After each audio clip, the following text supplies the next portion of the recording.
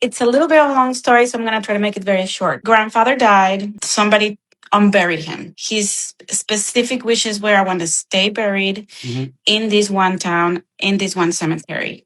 Now there's no more room in that cemetery or in the town. His bones are going from left to right. My question is, if I put him somewhere else, is he going to be okay? He's reached out to like 3 people in my family. And this is becoming a feud in between the family. Like now people want him here and the other one people is it's a mess. Where his remains right now? His remains are in Merida. Okay. In the same town he wanted to stay. Okay. But there is no more room in that town in the cemetery. Yeah. First of all, I'm going to give you my opinion about the whole situation. Sometimes we are way more attached to people's remains in their physical body than they are, because they honestly don't care once they're there. As much as he might have been like throwing a parade and putting out warning signs, I want to be buried here, when he was alive, as much as he might have wanted that when he was alive, now that he is in spirit, I honestly don't think he actually is that invested in where he's located. What I think is happening is I think that shift in the energy with his body being removed from its spot has affected everyone in the family, and that's where all the energy is coming from. And I think he's reaching out to communicate to people that he knows what's happening within the circumstances of his body and the family, and he's trying to tell people like that he is okay, and that whatever they decide or whatever they would prefer is okay. But I think what they're sensing or what they're experiencing, they might be interpreting things in a different way. So that's what I think. I think people's interpretation is getting skewed because they are feeling awful about the whole situation, and it's like, oh my god, he's like upset or he's right. Like, no, like, what is it? He can't use it anymore. But at the same time, it's what means a lot to the family, and that's what's triggering this entire thing. And I think he's just trying to make everyone aware that he knows what's going on within the family, and he's not happy about people turning on each other or starting to have issues with each other over this. So I think that's what he's been trying to communicate. The person that received the message the clearer was my daughter. My daughter dreams with people that just passed. So what specifically happened in her dream? In her dream, my aunt, who she's dreamed about before, it's a long story, brought him to her and tried to explain to her, and he seemed very angry. This happened for the course of 2 weeks, trying to help her understand that he was angry because his body was not buried. Back it up. So you've already interpreted the dream and you summarized it. So I need you to back it up for a second. So you said in the dream, your aunt, who's already passed away? Yes. Okay, so she came to your daughter in the dream? Yes, and brought her dad, my grandfather, saying, tell your mom, me, that he needs to be buried. And he seemed very angry that his body was not on the ground. So the aunt was saying that? Yes. Not the grandfather? Well, I think he was trying to, but they speak Spanish. Right. But in the dream, it was only the tia, it was only the aunt who was saying it, right? Yes. Okay. That tia, when she was alive, was she the kind of person where she made a deal about everything, or she liked to get into everyone's business? No. In fact, she didn't like him. Well, not that she didn't like him. When he died, they were not in good terms. Okay. So that tia that is communicating the message, she's the one that's saying he's angry, he needs to be buried, but she had issues with him when he was alive. Yes. Okay. I don't think this has anything to do with the grandfather.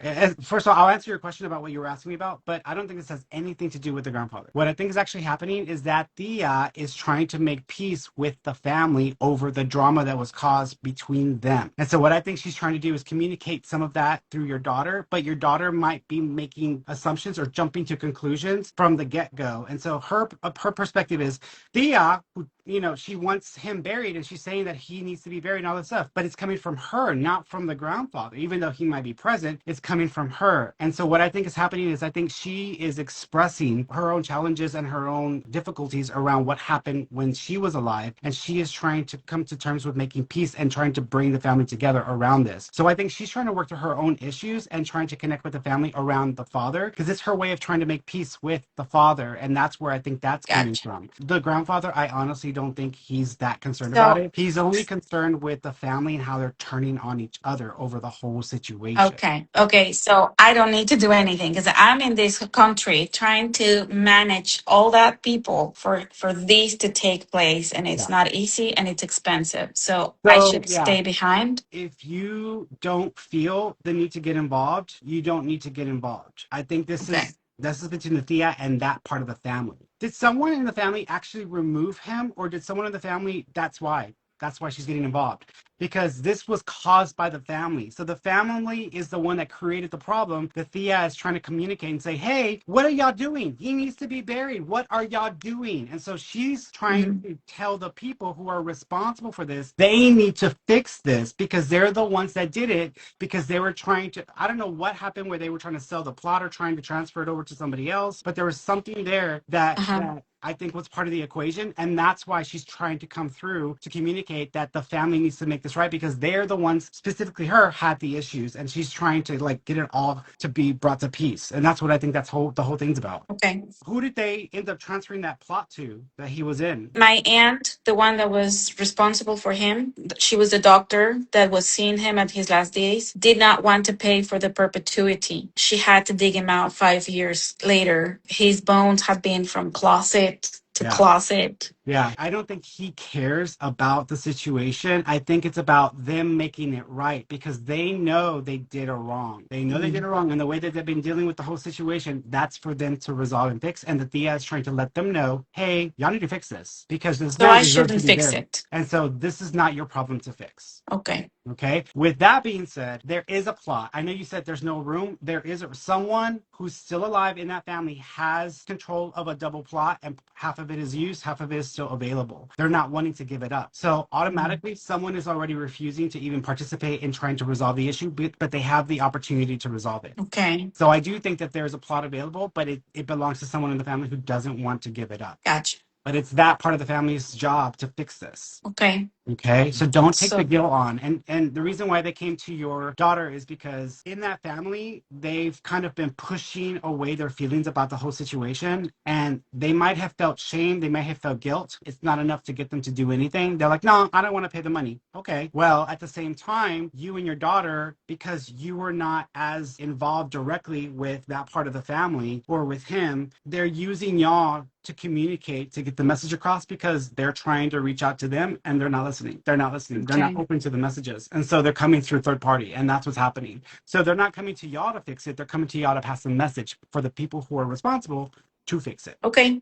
Okay. Then I will handle it like that. Yeah, so I know that there's a feeling of burden and responsibility, but this was not your issue that you created or that you're responsible for. And the people who can actually fix the situation or the issue have the power to do so. They're not doing it. And so they're just trying to reach out to them to push them in the right direction. So with me moving these parts, I'm thinking about it. So I don't know if me getting involved-ish has pushed them to I want to do it. And do you think that's what's happening? I think right now what's happening is I think they're seeing you as a way to alleviate their own responsibilities. So in a way, I feel like they're trying to take advantage of the situation by making you accountable for something that you're not the one responsible for. You're feeling the pressure and you're feeling the responsibility because it feels very personal to you. The only thing that y'all were meant to do was just to pass on the message to those that are supposed to resolve it. That's it. And you've done that. And y'all may not have known the entire situation or all the details of it. The fact that that's coming from y'all, separate from what's happening in the family immediately, that's going to bring all that attention to those people, and they have to face the reality of the situation. Okay.